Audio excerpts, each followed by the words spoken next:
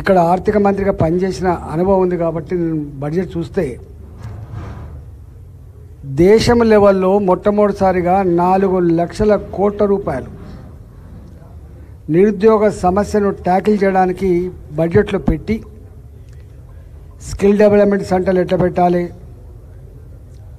స్టార్టప్లకు ఎట్లా ప్రోత్సాహం ఇవ్వాలి, రీసెర్చ్కి ఎట్లా పెద్దపీట వేయాలి, విద్యార్థులను క్వాలిటీ విద్యార్థులకు ఎట్లా తీర్చిదిద్దాలి, ఈ శాస్త్ర విజ్ఞానాన్ని విద్యార్థులకు ఎట్లా అందించాలి అనే తపనతో ఇవాళ గవర్నమెంట్ స్కూల్లే కాకుండా ప్రైవేట్ స్కూళ్ళకు కూడా అటల్జీ టింకరింగ్ ల్యాబ్స్ పేరిట లక్షలాది రూపాయలు ల్యాబుల పేరిట ఇస్తున్నటువంటి విషయం మీకు తెలుసు.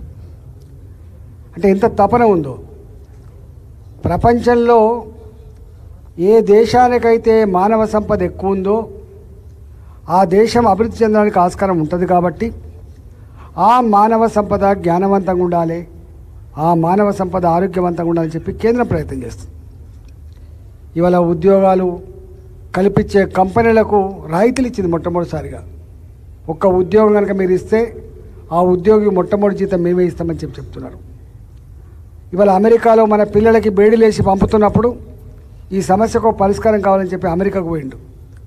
ఒకనాడు మనం ఏ దేశానికి పోయినా కూడా పేద దేశంగా కొంత గౌరవం ఉండేది కాదు. స్వయంగా మన రాష్ట్రపతి అబ్దుల్ కలాం అమెరికాకు వెళ్ళినప్పుడు, రాష్ట్రపతి హోదాలో వెళ్ళినప్పుడు ఎయిర్పోర్ట్లో బూట్లు ఇడిపించి కోట్లు తీయించి చెక్ చేసిన చరిత్ర చూసినాం మనం. కానీ అదే ఇవాళ మోడీ గారు వచ్చిన తర్వాత అమెరికాకు పోతే ముందడ కూర్చొని సంతకం పెడుతుంటే మోడీ గారికి వెనక కుర్చీ పట్టుకొని కూర్చున్నాడు American president. That is the status today. ఇలా భారతదేశం యొక్క ఔన్నత్యం, గౌరవం ప్రపంచ చిత్రపటం మీద ఇంత ఎదగడానికి కారకులు ఇలా మోడీ గారు, భారతీయ జనతా పార్టీ. అందుకనే ఇవాళ అన్నిటికంటే కూడా భారత సగటు పౌరుడు గర్వపడే అంశం ఏంటంటే ఎక్కడా గతంలాగా స్కాములు లేవు.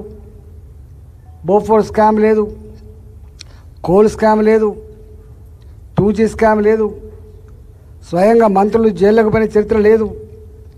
ఇవాళ మోడీ గారి నాయకత్వంలో ఒక సుపరిపాలన, ఒక స్వచ్ఛమైన పరిపాలన అందిస్తున్నటువంటి ప్రభుత్వంగా ఉంది. కాబట్టి మొన్న పార్లమెంట్ జరిగిన ఎన్నికల్లో ఇంకా కొన్ని గెలిపిస్తే బాగుండని చెప్పి దేశం ఆలోచిస్తుంది. అలా దాని ఫలితమే మహారాష్ట్ర ఎన్నికలు జరిగితే మళ్ళీ భారతీయ జనతా పార్టీ గెలిపించిండ్రు, హర్యానాలో ఎన్నికలు జరిగితే భారతీయ జనతా పార్టీ గెలిపించిండ్రు.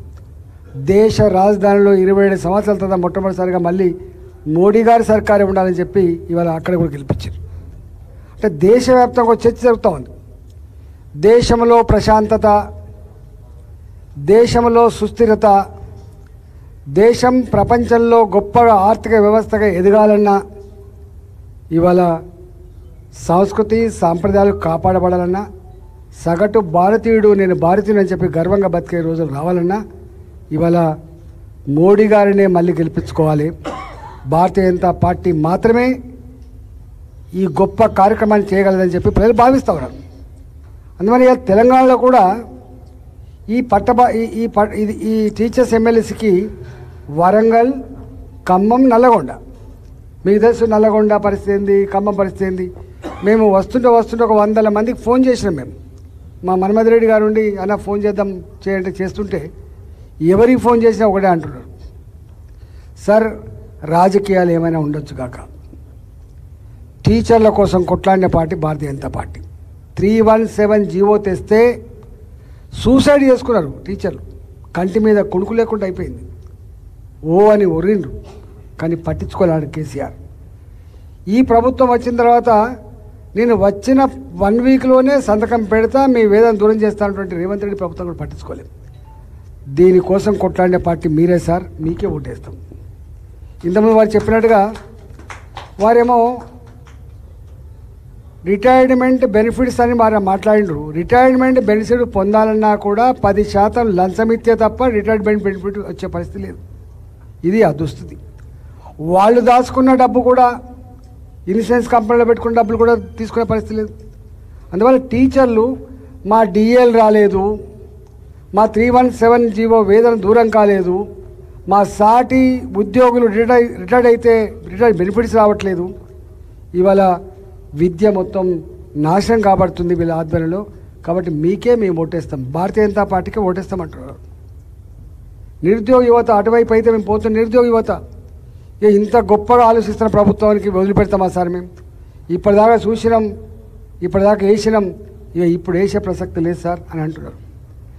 ఇవాళ ప్రైవేట్ స్కూళ్ళల్లో 2021లో ఫీ రియంబర్స్మెంట్ వస్తే ఆనాటి కేసీఆర్ ప్రభుత్వం 3 ఏళ్ళు ఇవ్వకుండా చేసింది. ఇవాళ సంవత్సరంన్నర కాలంగా వీళ్ళు కూడా ఇవ్వకుండా చేస్తున్నారు. చివరికి ఎట్లా అంటే పాత అప్పుల కింద పడి సెటిల్ చేసుకుందా అంటుంటారు రేవంత్ రెడ్డి. అంటే నీ కాలేజీకి ఎంత రావాలి, 1 కోటి రూపాయలు రావన్నా, 20 లక్షలు ఇస్తా, 30 లక్షలు చదువుకుంటావా అంటే గింత నీచానికి దిగజారిపోయింది. ప్రైవేటు స్కూళ్ళల్లో కాలేజీలలో పిల్లలకు రావాల్సిన రియంబర్స్మెంట్ రాకపోవడం వల్ల, ఆర్టీఎఫ్ రాకపోవడం వల్ల ఇవాళ పదుల సంఖ్యలో ఈ ఒక్క జిల్లాలో నేను నల్గొండ ఇప్పుడు చూస్తున్నా 13 కాలేజీలు ఉంటే 10 మూతపడ్డాయి సార్, 3 ఉన్నాయని చెప్తున్నారు వాళ్ళు. అంటే భూములు అమ్ముకొని, ఆస్తులు అమ్ముకొని, అత్తగారిచ్చిన కట్నాన్ని ఇన్వెస్ట్ చేసి కాలేజీలు పెట్టుకుంటే చివరికి కళ్ళ ముందే ఆ కాలేజీలు మొత్తం మూతపడతా ఉంటే తట్టుకోలేకపోతున్నారు. సూసైడ్ చేసుకుంటున్నారు. కాబట్టి ఇవాళ మళ్ళీ మా ఫీ రియంబర్స్మెంట్ రావాలన్నా, మా private institutions బతకాలన్నా Bharatiya Janata party వస్తేనే సాధ్యమైందని చెప్పి వాళ్ళు భావిస్తారు. ఇవాళ ప్రైవేటు కాలేజీలో పనిచేసే లెక్చరర్స్ కావచ్చు, టీచర్లు కావచ్చు, సార్ ఏది మేము ఇక ఆలోచించలేదు, భారతీయ జనతా పార్టీకే మేము ఓటేస్తామని చెప్తున్నారు.